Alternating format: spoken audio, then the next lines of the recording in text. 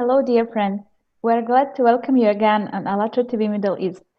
The topic of today's live conversation is Start Improving Your Life Today. Before we start, I would like to address to our viewers. Please feel free to leave your comments and ask your questions in live chat on YouTube. And for those who joined us for the first time, I would like to say that Allatra International Public Movement has launched a unique project which is called Creative Society. People from more than 180 countries of the world conducting the social surveys to find out how people envision the society where they would like to live, where they would be happy, and whether they want to live in the creative society. And really, the opinion of every person matters for us. Today, Live's conversation will host with me beautiful Alina from United Arab Emirates from Dubai. Hello, Alina. Hi everyone, how are you, Alexandra, today? I'm very good and very happy to see you, ladies. I love our morning conversations because it gives an enormous boost for the day. And before I introduce our very special guest, I would like to remind our viewers that also we are testing the theory of 6 handshakes. And this is a social theory according to which all of us are connected through 6 or fewer social connections only. So we decided to test this theory and to become friends of every human being on this planet. And I have to admit that this theory is actually working, because today we have a very special guest from Indonesia who joined us through this theory of 6 handshakes through other participants of our live conversations. And I'm very happy to introduce you Agita Pasaribu from Jakarta, Indonesia. Hi, Agita. How are you? Hi, Alina. Good to see you. Hi, Alexandra. Good to see you as well. It's been a pleasure to be invited in here. How is the weather in Jakarta? As you can see, it's shining. It's very hot today, very humid as well, but everything else all is good and very grateful as long as we stay safe and healthy, obviously. Absolutely, yeah. Dear viewers, I would like to say that Agita is a legal advisor and the founder of Bully.id. And the social and humanitarian activity of Agita is very much important. I would like to ask you, dear Agita, could you share with our viewers what do you do? What are your humanitarian actions? Yes, thank you so much, Alina. So what I do, I'm actually a founder of Bully.id, is a future mobile applications using artificial intelligence analysis to proactively identifying bullying and cyberbullying. So what we do is basically we would like to be providing a support system that is close to your hand whenever that you need help for emotional support and legal assistance. So we combine in between two theories of psychology and legal. And then mainly my focus is a part of as a legal assistant, legal advisor for cyberbullying policy, mental health advocate. I am a child online protections enthusiast. So things related to keep our internet and online environment is safer and better for everyone. Agita, and what inspired you to start this activity? Why did you decide to choose this direction? Yeah, I see a lot of things. Basically, we are living in the online and environment area, so we are spending so much time on our social media. Basically, especially right now, we are all in lockdown, so our screen time consumption probably it's probably over 8 hours per day, and I know that there is a lot of things going on our social media. So it is not just a positive video or a good things, which is like what you guys doing here with Allatra TV, which is very appreciated. But also there's a lot of negative content out there. Especially right now, we are having coronavirus going on. There's a lot of xenophobia, online harassment towards one single ethnicity, and we know what's going on recently with George Floyd in the United States about discriminations. that's also happening in an online life as well. So um, that's triggered me to basically giving a help that it's required for the victims.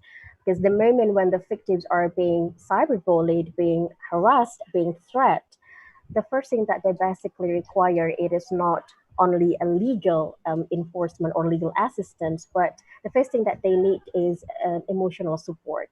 They need to know that someone actually beside them to help them to overcome these issues, and basically have to be there to make them feel like stronger. And so that's why we know that it is quite difficult these days to combine between the psychology and legal um, in one app.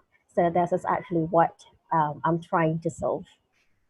That's very nice and very interesting. And you're absolutely right, because now we can face that all this negativity and violence and aggression in mass media. So, um, how do you think what can reduce the level of violence in general in all our life, in the family, in mass media, and in society in general? I think basically we are as a human, we naturally like to categorize people and object. So that's become natural. It is a very normal thing as a cognitive behavior as well. But when it comes to violence, or let's focus on probably like one thing. So let's take a look on discriminations. Why discrimination is basically exists, because there is complex things behind it. We speak about there is a history behind it. There is disparity in terms of social economy, social culture, and the influence of the community and the family beliefs. That's how to create discrimination. So we manifest something in our brain that people who is different from our appearance, our physical appearance, or our academic background, our economic background, are not the same like us. So we tend to avoid, we start hating, and then we think that there is a superiority, compared to other group. So this is actually how discrimination is starting. Then it is leading to the violence. So, like for example, like what happening with the George Floyd, it's not a new thing. I believe that we've been having issues about discrimination for so many years. There is always superiority for one single group towards the other group. But again, it is not about black or brown people lives matter. It is all about our lives is matter. We would like to be able to have the equal access for politics, for education, and for our basic needs in the society. So um, if I can say that it is again, it's everything that it's come from violence. There's always a reason behind it, and the reason behind it is we how we see it and how we kind of like structure from the way we embrace it, whether we like to embrace the diversity or not. And that means that the first step to overcome it is to unite. And here I would like to ask you, what unites us all? What unites us despite differences in our nationalities, races, belonging to religions? What unites all people in the world? I think it's good to basically first we have to acknowledge and embrace the diversity that we have. So despite of we are coming from a different ethnicity, different races, different religion, we have to come up with one single idea that this diversity will bring us to create a better environment, which is more diverse environment. And then the thing is, because this violence or discrimination has been brought to us, like has been brainwashed to us for so long. So then it's quite difficult to basically change the stigma. But then it has to be starting from us right now. And then there is a very important aspect as well when we speak about literacy, and then starting this in a very early age. We know that education is the most important thing, and when we speak about education, we speak about children. So in order for us to create a better generation, which is, not anti-discriminations. Yeah, so it just has to be actually starting from education. That is how we manifest you, how basically we starting to create and embracing mindfulness and teaching our children to, embrace this diversity, because life these days is all about is mixing. So we can't just simply stay in one region and then just being able to have a community with our own people. So life is all mixed, especially right now we have an online environment where Alexandra, Alina in here, we are coming from different region, and then but we are here, all of us together in one webinar. So the most important thing again, it is an awareness and basically acknowledgement to every single person, that we know we have to embrace the diversity, accept it, and then to celebrate it together. And well, thank you so much for sharing. What I also wanted to ask you, I'm a mom of two, and both my kids, they are scholars, they are having school education now. And basically, what I noticed is that the school programs, they offer situations which children are supposed to overcome. So like they give them negative situations, and they encourage them to find the solution of the situation. And I see that we desperately miss the moral examples, we desperately miss the examples and everything is good from the very beginning. And I see that in the mentality of my children, they are ready, to overcome problems, to struggle, to find solutions, to be ready that there are issues everywhere they have to solve.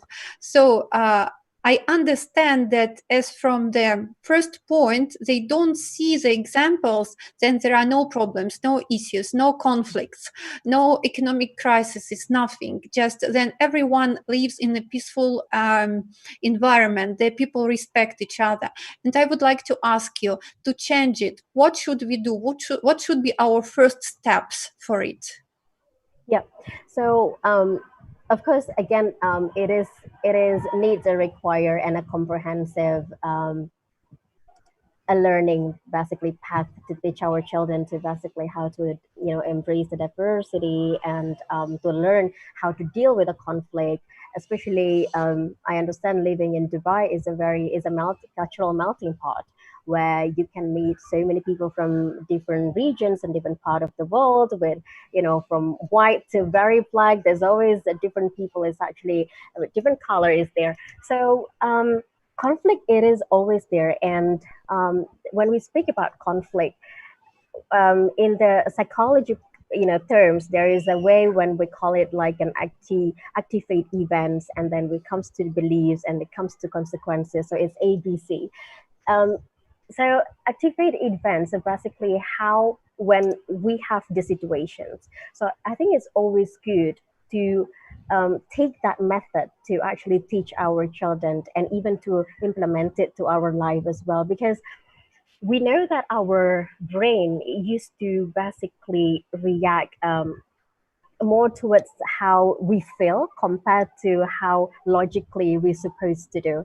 And life is not always about the black and white. Again, there is always a gray area about it. So it is good to implement a method of basically teaching our children how basically they can see the situations, and then when they can moving forward to take a belief. So belief is all about, so for example, when your kid having failed with their exam, so it's starting to believe that whether he will think about, oh, I'm so dumb that I'm stupid that I will never gonna be able to get a good grade, or another belief that it could lead is basically I need to study more, right? So the consequences of that beliefs is, first, if he thinks that he is stupid, then he will feel depressed and anxiety, and not feeling like going back to school.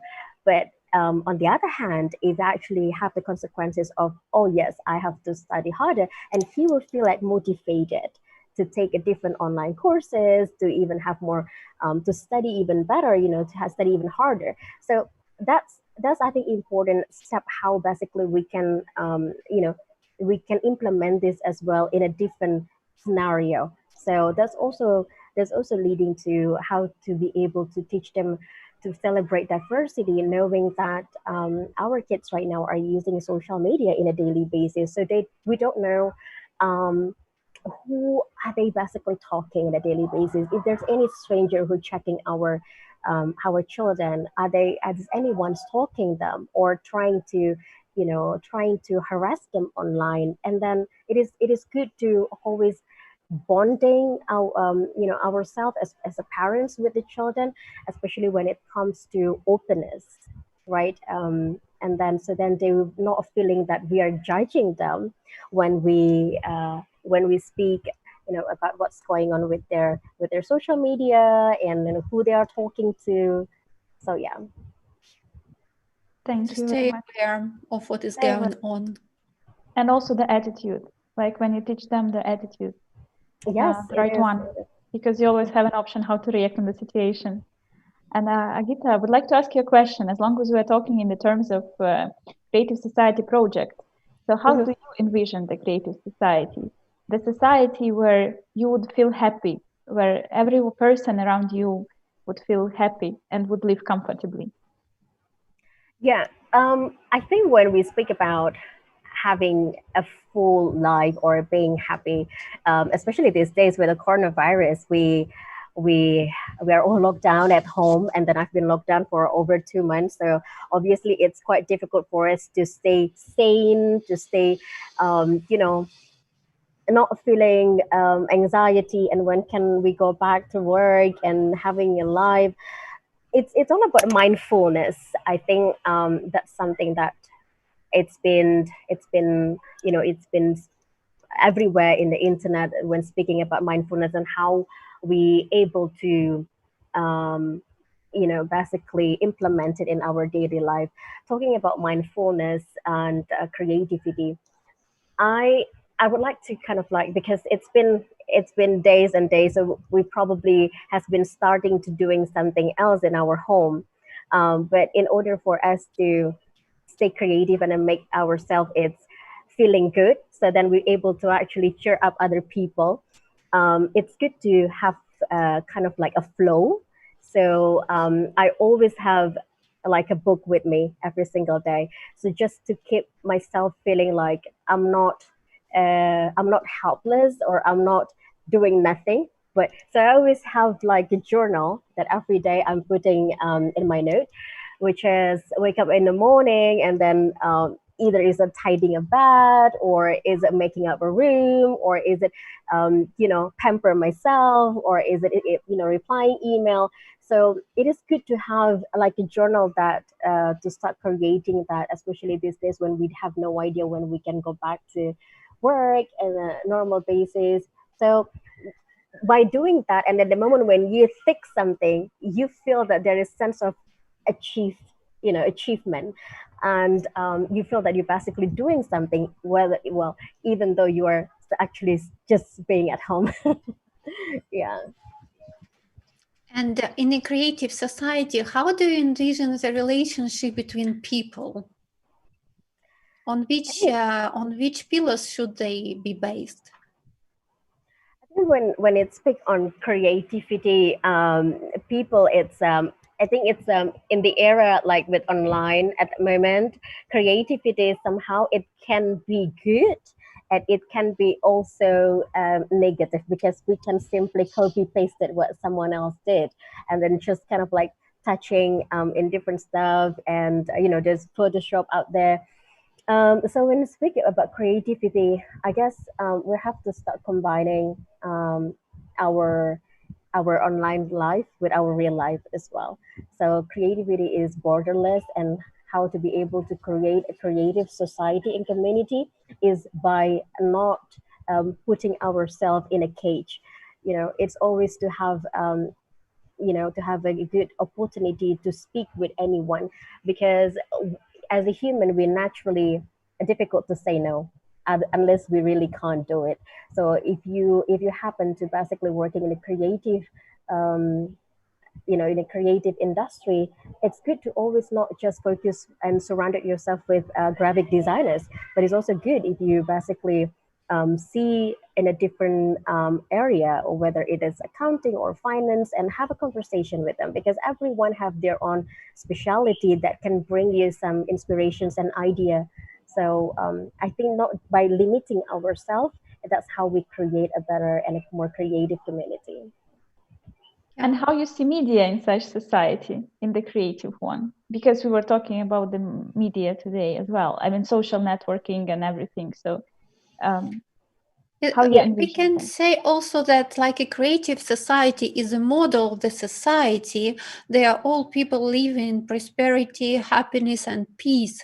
So like all the spheres should serve to provide these calmness and happiness to people. So how would we envision these aspects such as media, TV, cartoons, Yeah, movies? yeah. I think when we speak about media, media is one of a very important integral part in our life. In media, it is the place where we basically, knowing about what's going on, any updates, what happening around the world. It is a very crucial aspect in life. And when we speak about multi-stakeholder, most of the stakeholder entity, which is there is a government, private sector, media is taking a very huge part.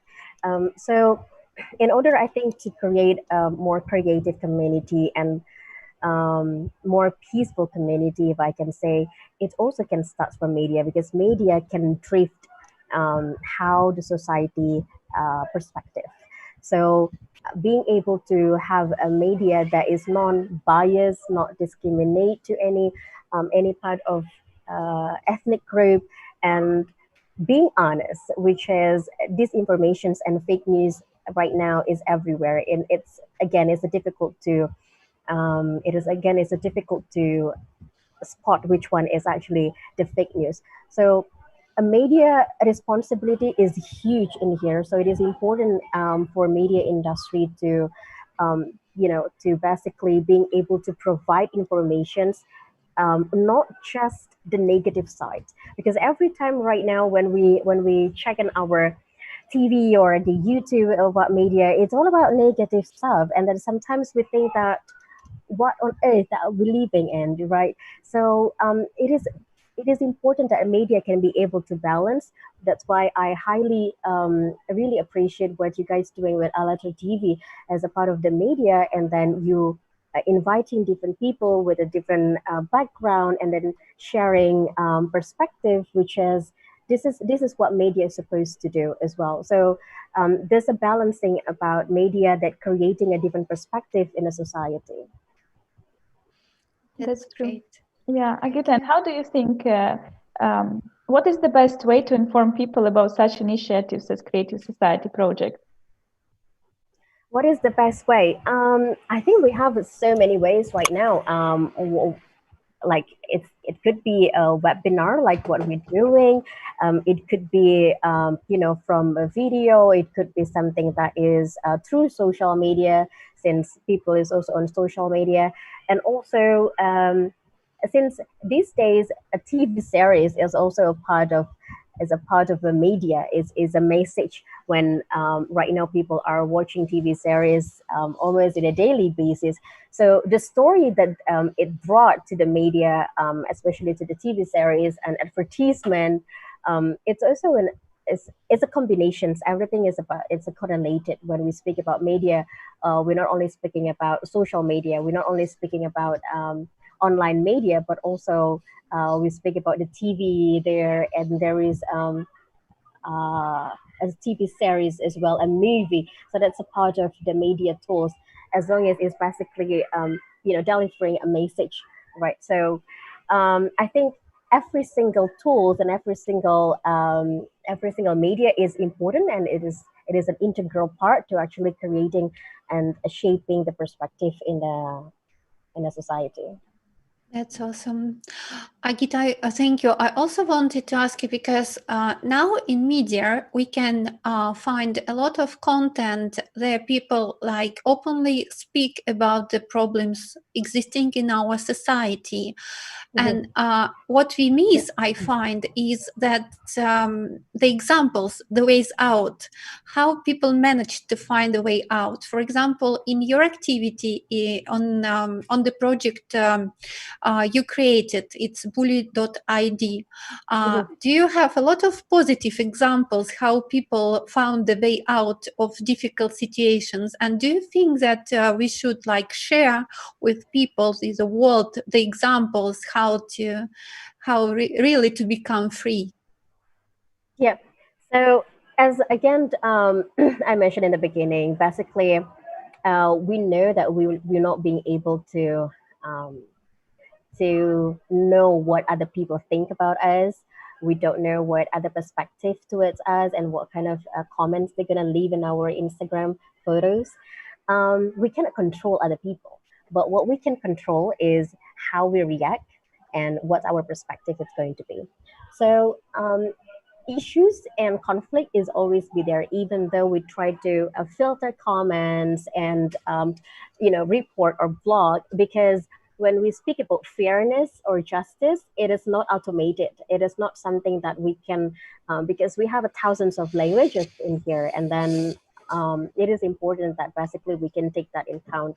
So as a human being, how we, the moment when we basically have a transitions, when we see there is an actions, the moment when we think, it is basically emotional level, so it hits our emotional level first.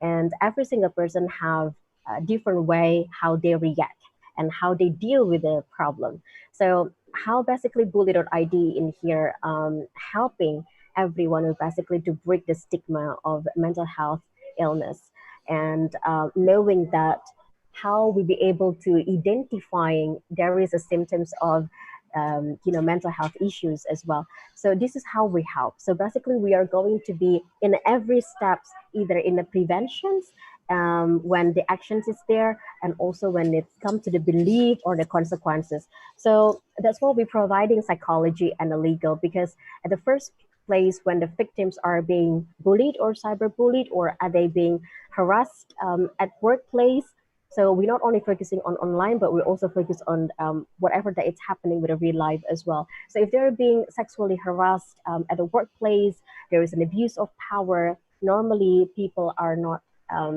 very open when they want to speak with HR, because they're afraid that they will, the boss is probably going to fire them, right? So we basically create a platform where you can be anonymously to report something, and then you can also getting a help that you needed. So that's how we do it. Basically, we'll be providing the licensed psychologists and the lawyers in case that if they wish to escalate their issues, to report this to the police agency. So this is how we basically providing the access for everyone, and that can be easily as like when you are ordering an Uber. So it's on your phone. You can speak with a psychologist with text, with phone, with video call. You can choose which one the psychologist that you want to speak to, and everything is autonomous, and not any single data that we're going to keep it. So we would like to be very much comply with data privacy and data ownership. The first thing what we want to do is basically to providing a support system. That's very Thank important. you. Yeah, very essential. And because the people are facing so many situations, as you noticed, as you said before, they are very different, and for some people they can be super hard. And from this perspective, how is important like this support from human to human, or from like the support from people around when somebody's getting into the hard situation? Yeah. Like, Yeah.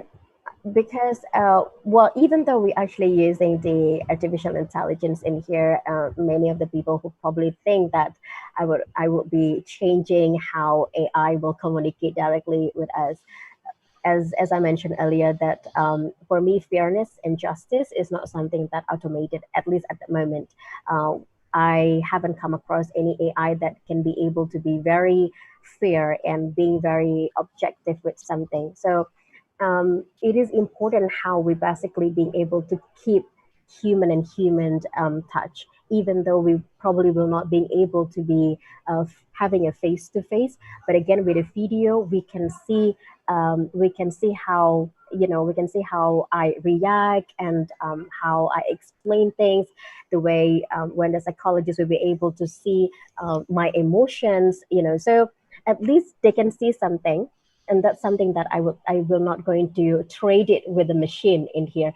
Human and human touch is very important, because we speak in a language that will probably human will not going to be able to understand, right? And at the moment, the most of the data that the AI has is majorly in English language. So when we speak, probably we're not a native language, and we're not a native English. So it is difficult if the AI will be replacing, because they were not going to get what exactly we feel. So again, it is important to keep the human and human interactions and touch, because as I said, fairness and justice is not automated, and AI at the moment will not going to be able to replace it. Thank you so much. Thank you. That's important, really. And coming back to the topic of the creative society, we say that in order to build a creative society, a world in which every person will feel comfortable, we should be united by one goal. And the basis of our goal are 8 foundations that are described in the article, the foundations of creative society and the stages of its construction, published on the 18th of May 2020 on the website allatraunites.com. And now, dear viewers, you will see on the screen their main pillars of a creative society. Today, we would like to make a short presentation of 8 foundations of a creative society. So basically, you see them now on the screen. And a human is a fundamental unit of society. Humanity is one big family. And the first pillar is human life. Human life is the highest value, and life of any human has to be protected as one's own. The goal of society is to ensure and guarantee the value of each human's life. There is no and never can be there anything else more valuable than a human's life. If one human is valuable, then all people are valuable. I would like maybe we shortly see on the screen all the 8 pillars. I won't read all of them, but our viewers can see them, and they can find the detailed description on the webpage allatra.com. But I would like to ask you, Agita, to comment on this first pillar. Yeah, I think human life is completely very important. It is also when we speak about how every single human being life is valuable, and our voices are matters. And again, the moment when we basically can be able to value every single perspective, every single voices for every single human being, no matter where they coming from, what kind of religion they have, and what kind of whatever the color of their skin are, it is important. And I am completely agree with the human life. If it's being placed in the number one aspect as a creative community, as it is human, it is the most important thing is we basically being able to value every single human being, no matter what. Yeah. Thank you so much. And in your opinion, if our world is truly built on the 8 foundations of a creative society, will we all live in peace and happiness and have a violence-free world? What do you think? It is. It is again. It is all about the goal, and basically, as I think I mentioned this as well earlier, that we cannot control the way people think, the way people react, but of course, it is fundamental things of a human being, and how we can even teach our kids to be a better human being, and a better human being in the future, basically being able to structure from all of those 8 factors, which is an important and integral, and it is correlated to each other. The moment when they can value other people, there is a justice there. There is, there is a transparent accountability is there as well. So in order for us to be able to, respect to other people, of course, that's 8 factor is mandatory. But again, we cannot guarantee that our life is always going to be full of positive and kind people, because that's if it's going to be life like that, it means we're not going to have any present. So but again, this is the fundamental things that I think if we start to implementing at least the first factor of it, it will actually being a change. And the moment when we kindness and positivity is, making it like a chain. So then when people, when there's any other people is basically doing any positive things, they will then do any positive stuff to other people as well. So make this as like a habit, make a kindness and positivity like a habit, and respect other people. So as simple as that, if you have nothing good to say, be quiet. And if you actually would like to give a constructive comments to other people, and just be genuine, it is okay. Comments, and as long as it's actually not destructive comments or critics, it is always okay. But mind your own language, mind your language. And then, because people are not always welcome, and everyone have their own different way how they can deal with other people. So respect other people is the most important thing, which I really agree with, those 8, and then putting a human life and the value of human being as the first place. It is very important. It's very important, yes. And also like every person, the impact, the influence of every person is very important. The attitude of every person is important. And if person is happy from inside, then for sure, like there will be no violence around that person, right? And people will not do any harm to each other. So, Agita, in your opinion, how to find this inner happiness? Inner happiness. Yes. Inner happiness is all about in it is in our mind. Happiness is a state of mind. I always believe that. Someone can be happy for having only $50 in their savings, but someone else is not happy with having only $50. Someone else having a 50 million bucks in their savings, but still they're not happy. So happiness again is a state of mind, and the way how what goal that you wanted. It's a sometimes for simple things we won the competitions, and that makes us really happy, knowing whatever gonna happen tomorrow. But I always connect the happiness with a state of mind. So it is a very important, to make sure that our well-being is healthy, our mentally healthy, because there's no health without mental health. What I really liked is that you cannot find happiness outside. You can only find it inside, in yourself, really. That's absolutely true. And do you have a key how to find this happiness? What would you recommend? Yeah, I think finding happiness it could be coming from many ways. But again, happiness, it's all about how you are seeing things and seeing the signs as well. Someone having a goal, they start to visualizing things. Someone starting to manifesting in their idea, and that how to make them feeling happy as well. And the most important, I think, I guess, our brain is having a filter to basically being able to filter things that comes and what we see. In a Facebook, for example, you see so many advertisement, and what you will remember is probably advertisement that you like it the most, or it's all about the makeup or the lipstick. But advertisement about like cars, probably you don't bother it because you don't really care about it.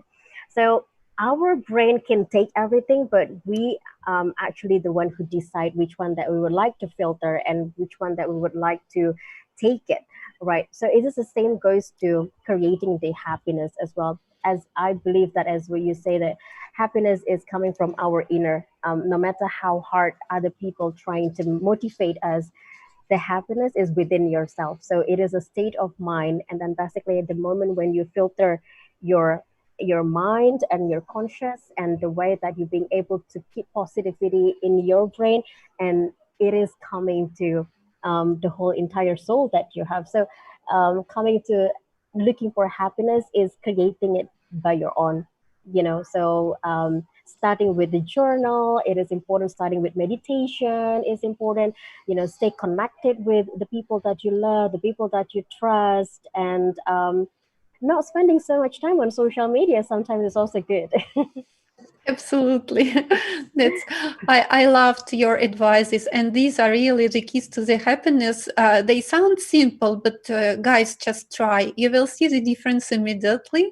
This also we have our own personal experience, journal, meditations, and positivity, staying close to people who are around you, to not to judge. It's basic, but it's not easy to put it in practice. But as soon as we achieve it, the happiness really increases inside us. And Agita, thank you very much. Our last question to you would be: would you love to live in a creative society? I absolutely love to. I think these days everyone right now we trying so hard to be again, to stay reconnected with other people, even though I think we there is a part of the people that I feel still failed to be able to value other people. But again, um, more kids right now that we can teach about embracing diversity and being able to value other people and respecting. So of course the answer is yes, and I'm even that's one of my hope, that we can also being able to live in a real life, which is creative life, not always in a real life, but also having a safer and better online community where it's safer for ourselves, safer for our kids, and safer for the next generations we have. Thank you so much for your today's conversation, for your participation in our morning live conversation. And we were very happy to have you with us today. For our viewers, I would like to say that if you want to join the project Creative Society, it's very easy. You just go to the webpage allatraunites.com, and there you choose a red button, join. Now you see it on the screens, the big red button, join. You choose the language you speak, because the website is translated into different languages. You choose the way you would like to participate, and then just leave your contacts for their volunteers of ALLATRA International Public Movement to reach you and to get in touch with you. So it's very easy, and we can all stay connected. We can create together. We can work on the model of a creative society all together. We can inform people about this project, and the more people join us, the quicker we will build creative society. Yes, and also if you and or your friends would like to participate in our next live conversations on Allatra TV Middle East, so please send your emails to the email address that you can see in the description, which is uae@allatraunites.com. You also can participate in Allatra Radio project or send your ideas about the Creative Society to info@allatraunites.com.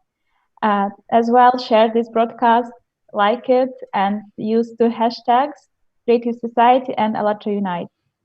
We would be happy to read all your comments and questions under this video. And as soon as we will start talking more and more about the Creative Society, so the faster we can begin to implement it. Thank you so much.